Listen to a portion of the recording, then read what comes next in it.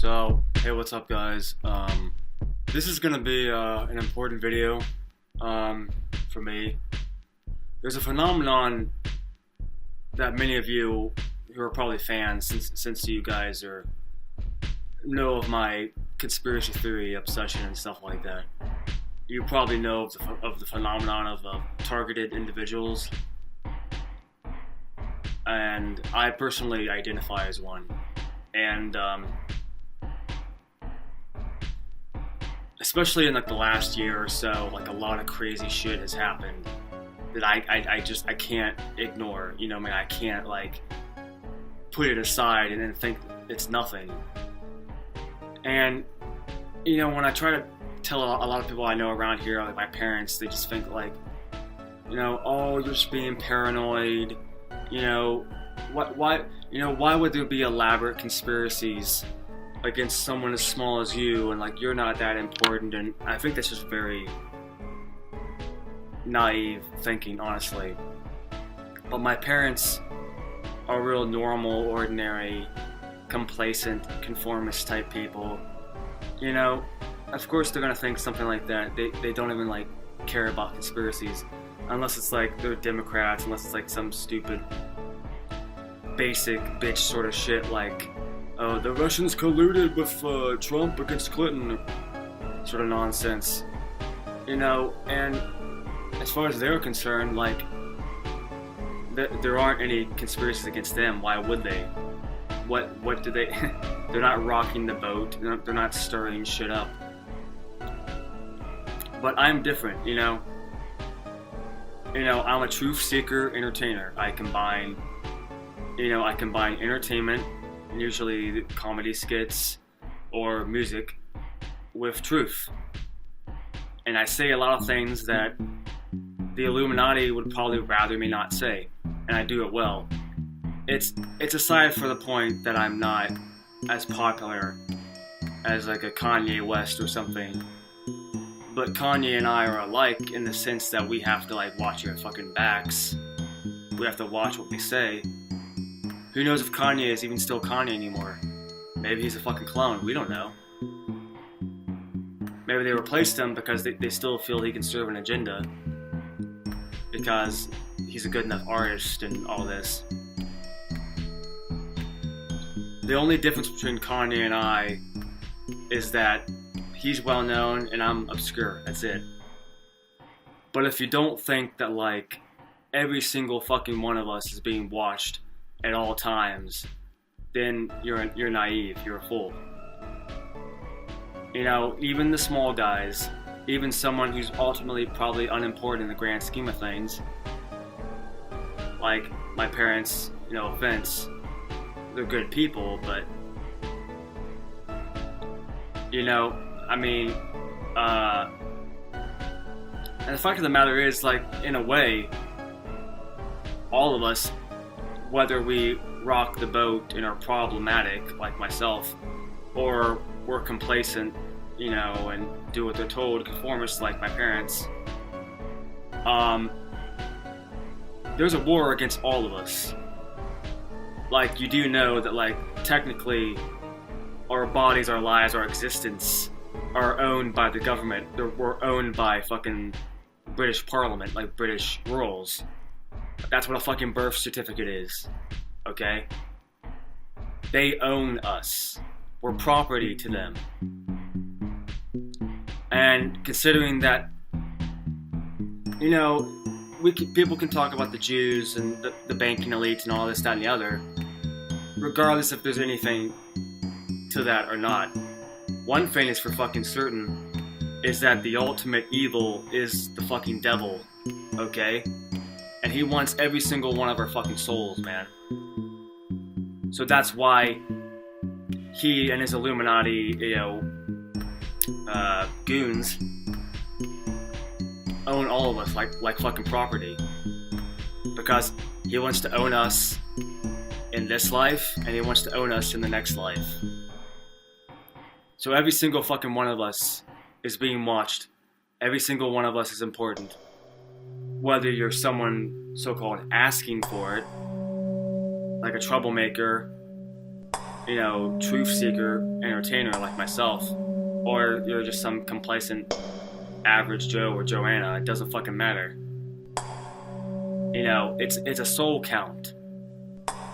He wants all of our fucking souls so he can torture us all for eternity to satisfy his ego gone amok.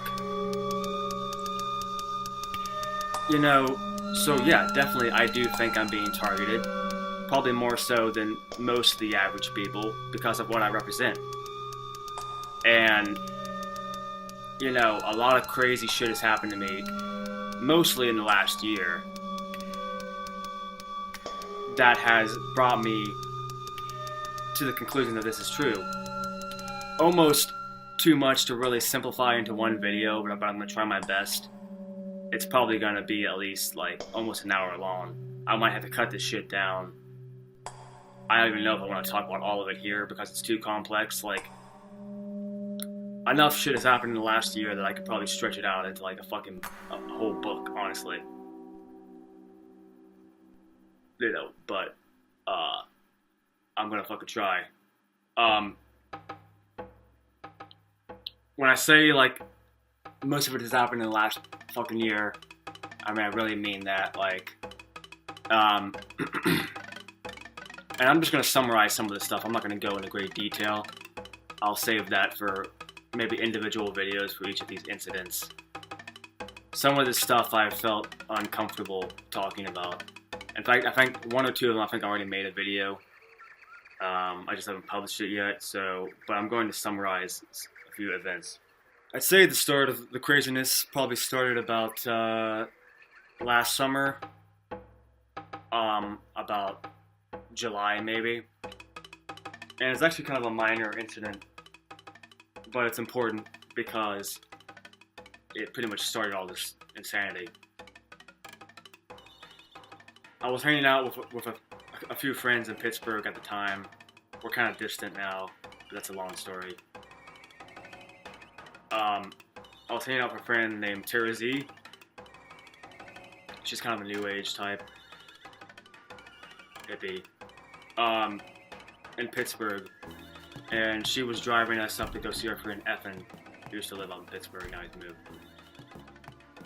It was raining. And we turned onto this street called Archons Street. Archon Street. And that proves to be symbolically important, which I'll get to in a minute. As we were driving up the street, I saw this really oddly dressed man, and not odd in terms of crazy elaborate clothing, because I don't give a fuck about that. It was odd because of how unusually conformist he was dressed, almost to the point of someone who's trying to be something they're not, trying to come off as ultra normal, but because they tried so hard to do it, they actually end up looking more obviously abnormal. He was dressed all he was a tall guy dressed in a trench coat and a weird old-fashioned hat, and it kind of stood out. And I kind of made the joke oh, look, it's a man in black. I saw him get inside of a car, but something about him told me to keep looking. Something intuition. I turned back to look at the very car that he got in. I know exactly what car it was. It was a Buick type thing. I know exactly what car it was. There weren't that many cars in the street. I saw him get inside the car. I turned and looked back. Gone. Vanished. There was no one in that fucking car, man. I know what I fucking saw. And I think the fact that it was on Archon Street was very significant. And actually, Tara Z pointed this out to me. Because, as all of you who are in the conspiracy field know, an Archon is... The two meanings are that one is a demon, a demonic type entity, and the other one that's used in the reptilian folklore is basically the same thing, but the alien version of a demon. like a reptilian, like a dark, nefarious, uh, extraterrestrial or interdimensional being. So I think the fact that I saw this incident of a tall trench coat, man in black type figure disappearing on Archon Street was very significant. And that actually made its way into a song on my latest album, Simplicus Complex, called Undercover Archon. So that's the background of that song. Okay, flash forward about a month later, and some aspects of this story I'm going to deliberately omit, such as the name of the place and things like that, because frankly, part of me is kind of worried of I don't really want to be the one to like blow the whistle on this place, because we all know what happens to whistleblowers. So I'm not naming a specific place. I'm not gonna say what state it was in. Any more information than that, and we'll have to leave it at that for now. About a month later, Terzi and Effin told me about a little festival, kind of a small type thing. They sent me a They sent me a Facebook link to this festival, and I thought it was pretty cool, kind of like a, experimental new age type thing. There were like gonna be some new age type like ambient bands, but also electronica, some experimental type stuff. Okay. And it was kind of in the middle of nowhere, kind of like how some of these rave shows are. And it was in southern part of the States. That's all I'll say. Near kind of a city that is known for a lot of hippie type stuff. That's all I'm gonna say. So we get there. It takes a while to get there, and like we start realizing that it's way out in the middle of nowhere. And I live in West Virginia. I'm no stranger to like backwoods and boonies and shit like that. But this place, for what this place was, like a festival, like a music festival, we all thought it was really bizarre, like how way out in the middle of fucking nowhere it was. Like I'm talking like probably at least an hour before and after without being around, like off the interstate, you know what I mean? Like where you have to like go through back roads and weird shit. Like there was something kind of exciting, kind of mysterious about it at the time. But as we were getting close to this place, it was nighttime. I made the joke, like, oh, maybe this place is like Bohemian Grove or something. And we all laughed, but we weren't taking it seriously. But little did we know how accurate we were, actually. We finally get to this place out in the middle of fucking nowhere. And the first indication that, like, something was off was that it had these crazy fucking gates. Golden gates, like somewhat cheap looking, but you could tell there was something kind of like official about it, you know what I mean? Like something kind of rural about it. And thinking like this is kind of like in the middle of nowhere, that's kind of creepy. It was no longer like a joke about the Bohemian Grove, like it started to actually take on that kind of aura. This is about August 2017. So we get in there, and there are a few people at the head of the gate acting real creepy. We had to sign in, all this shit. There were these two dudes waiting around to be signed in, or waiting around, like, beside it. Like, I don't know if they were bodyguards or something, but, dude, like, they had... The expressions on their fucking faces was like they were dead, like they were fucking like a mixture of like it was like they were oppressed, you know, demonically oppressed. Like, it was like something was not fucking right, man. It was like no emotion. They looked like they had just gotten done, like, blood sacrificing people or something, and their souls had been fucking utterly fucking demolished. Like, they looked fucking black. Bad. And, you know, that was further indication that something was not quite off. But you know, we were excited about the festival and stuff. We were kind of overlooking any of these creepy aspects because we just wanted to think the best, you know. But, oh, festival, woo! You know? We go in there, and it's kind of like a campsite type place. A lot of people have like these tents set up and shit. A decent amount of people there. And it was just kind of surreal. Some aspects of it just kind of looked like a Stonewall Jackson type setup. Like there was a little, like, a wheel that sort of turned through water and shit, like slowly, and like a, you know, running water around, which will become significant in a moment. And just little, like, quaint looking buildings and stuff. And then there's a little place where there was music. And there was a DJ playing music, and at the time, like, we didn't think it was, like, too significant. We didn't realize until afterward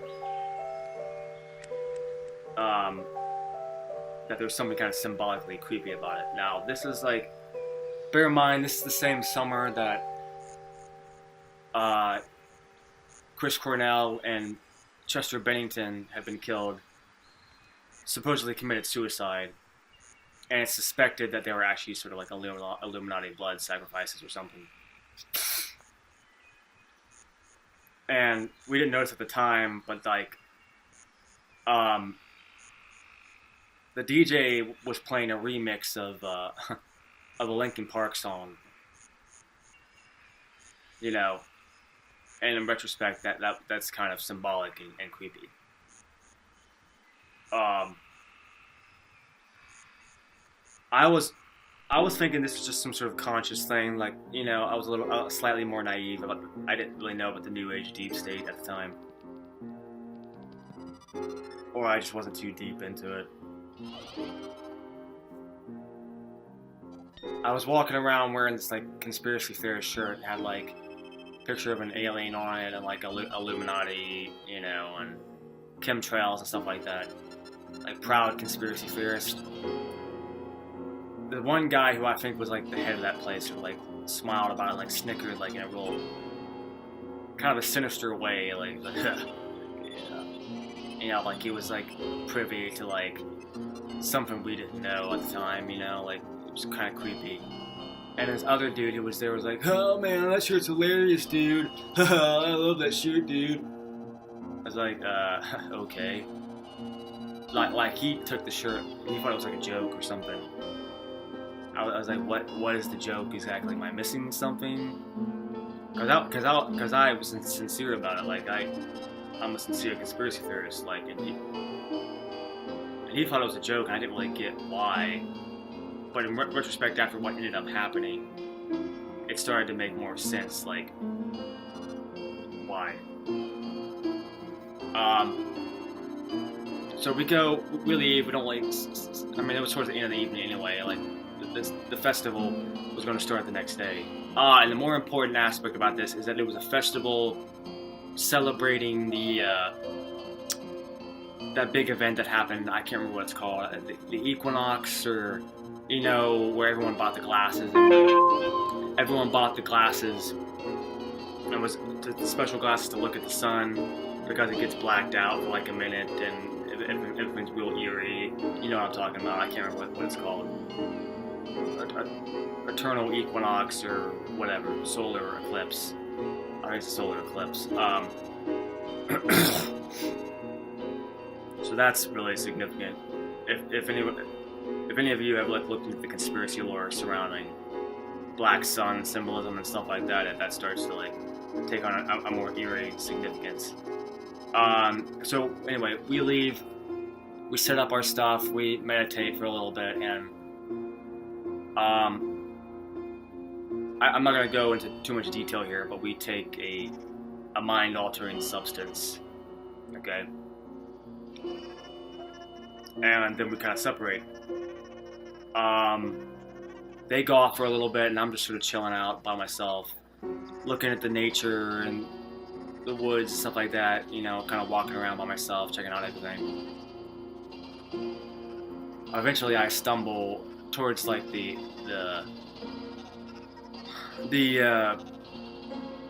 main audience area where there's a few people sitting around. I get into this conversation with this girl about, you know, oh, what do you do? Oh, I play music. I'm from a local place around here, you know, I do IDM, I like 8-foot swim, blah, blah, blah. You know, I didn't notice at the time that something was a little bit off about these people. Like on the surface, they kind of seemed like cool, hippie type people, but some other aspect was kind of like dark, like they weren't like authentic, like genuine. And that was around the time that started to like take on like a kind of Manson family vibe to it. So eventually I walk away from there, look to the bathroom. When I come back, like they're gone. Like it was so weird. I think like they were like ghosts or something. Like I couldn't have been gone for like maybe like 5 minutes, and when I came back, they fucking disappeared. It was creepy, especially given, you know, what I was on. I was like, did this even happen? Like, did I stumble into the fucking Twilight Zone? Like, what the fuck? Then all of a sudden, Terra Z and Effin come find me, and they're like, oh shit, you won't believe what the fuck just happened. It was the craziest thing. And I was like, what? And it was like, what's weird about this place that was really fucking weird was that, like, there was an abandoned bus set up that had been turned into some kind of, like, make-out van, which at the time we didn't think anything of it, but, like, again, symbolism. I'll get into that in a little bit. But it was right next to a fucking graveyard. I was like, what is this fucking place in the middle of nowhere that rents out property for like festivals and weddings and shit? Why the fuck is there a graveyard in there? What the fuck is that all about? And why was it next to a bus? Okay, a school bus. See what I'm getting at? But we'll get to that here in a minute. She was like, I just saw a fucking ghost. I was like, what are you talking about? And she was like, I saw a ghost of a little girl. Like a child. I was like, that's pretty fucked. You know. Then we eventually we walk back over to the tent where we're setting up. And on the way there, like, one of the girls who's like the side people who had setting up the festival had like this huge fucking tent with a bunch of people in there. I don't know, like a weird meditation tent. I think it was set up for the next day to be like a meditation type tent. But you know, but they were sleeping there. And as we were walking back, and we were like whispering and shit, all of a sudden, like, this lady's dog comes like, whoa, whoa, whoa, whoa, whoa, whoa, whoa, whoa, whoa, whoa. And it like freaked us the fuck out, especially since we were like a little bit altered, you know. And she was acting kind of like real, like passive aggressive and kind of mean to us, like she knew we had encountered something that we weren't supposed to. Another weird thing was like earlier before all this, like we were walking around talking to a few people, and like this one weird couple, they asked my name, and I was like, oh, like Zylan Roberts. Like, oh yeah, Zylan, like Zionist. Like, no, that's nothing to do with that. I'm not into that stuff. And the guy had explained, like, yeah, it's spelled differently. It's not the same thing. So apparently these guys are into like Zionism, and that's creepy. And kind of significant. I get that a lot of people think like Zylan is like a Zion. Like, I have to keep telling them, like, it's not fucking Zionism. I hate fucking Zionism. It's not even spelled the same. It's just a name that I got like almost 20 years ago. It was kind of a sci-fi influence, and I'm just like enough to stick with it. But I have to tell people a lot, like, it has nothing to fucking do with Zionism. It's spelled differently. Xylen. It's not Zion, but anyway. that was one of those incidents where I had to clarify with people like, there's no fucking connection. I'm not into that shit.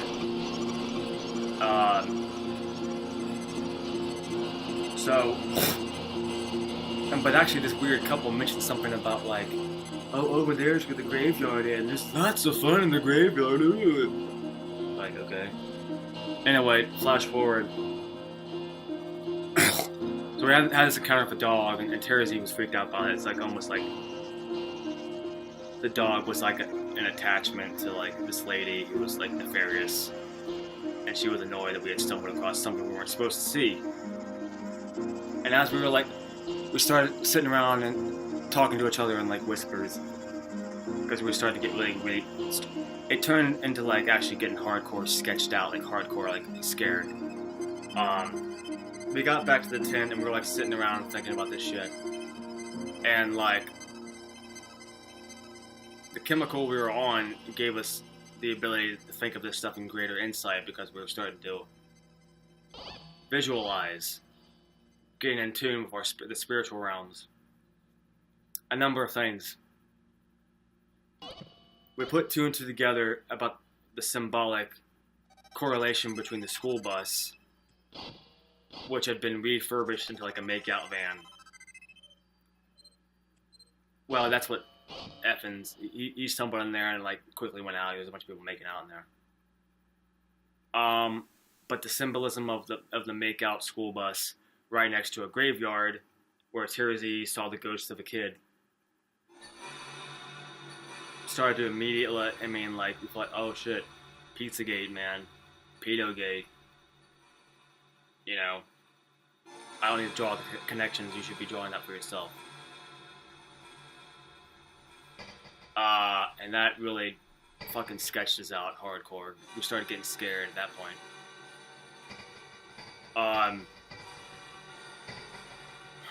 Then we started pondering, like, well, what are we gonna do? Like, part of us was like really fucking sketched out. Another part of us was like, well, but there's gonna be bands and stuff, and we're sort of thinking about it, like, naively, but like, we eventually did make the decision to hightail it out of there the next day.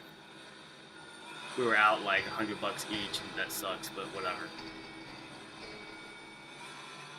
But as we were like sitting around that tent, like, I kept seeing fucking visions.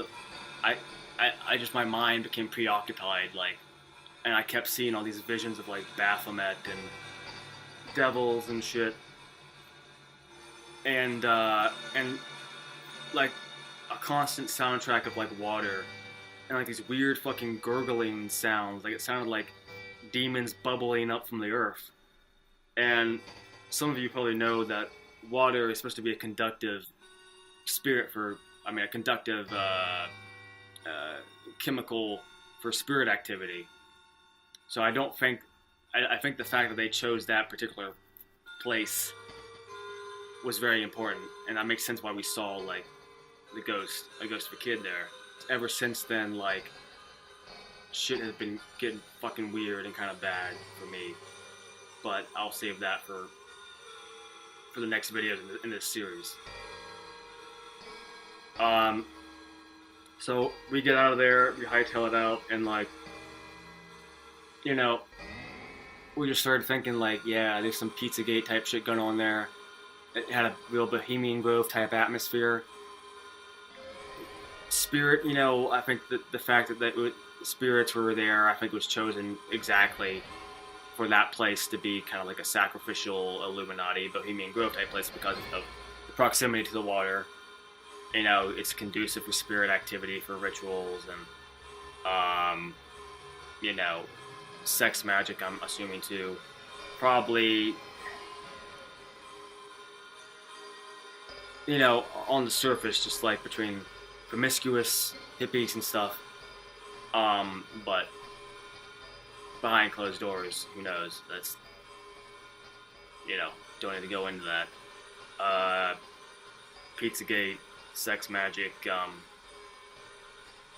spirit-conducing water, lots of symbolism, the whole dropping Chester Bennington song into the DJ set, so sacrificial symbolism, and the whole fact that it was surrounding the solar equinox, or I can't remember what it's called.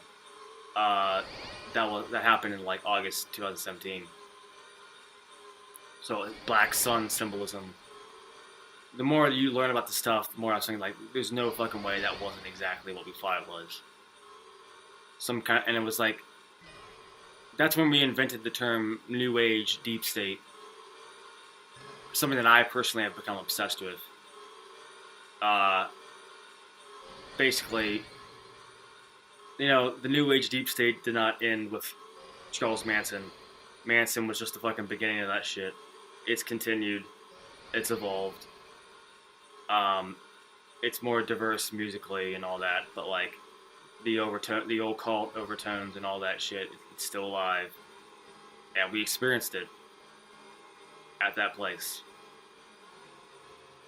And we went to a nearby city that's kind of known, and we stayed there for like a day or two because we had gone down there. Our plan was to stay there for a few days for the festival, so we ended up going to a campground and just sort of made our own fun and frequented some shows and shops in the area, and saw the equinox in like a campground, which was fucking weird. Like, that whole experience was like, I don't know, it felt weird, like emotionally, like it did something to us. And I think honestly we might have gone into a Mandala effect alternate universe or something, like a satanic reversal type shit, to where like I've had a lot of fucking bad, weird experiences since then. Which ultimately I'm also grateful that I've gone through them and come out stronger on the other side, but it's still fucking weird. So that's the end of this video, and in the next video I'm going to get into, some weird New Age Deep State stuff that kind of followed me home in terms of these people who tried to be my friend, but it ended up being like sketchy. And then I'll go briefly into the incident with like the Jonathan Hodges, which I've explained later in another video, and other stuff like that. So, alright, next video. See you later, bitches! If you enjoyed that video, please subscribe right here where my beard is, and I'm Sean Connery. Right up here is another video. It's going to be some kind of conscious music video or a skit or a discussion, and right here is the same thing. Okay, subscribe, bitches.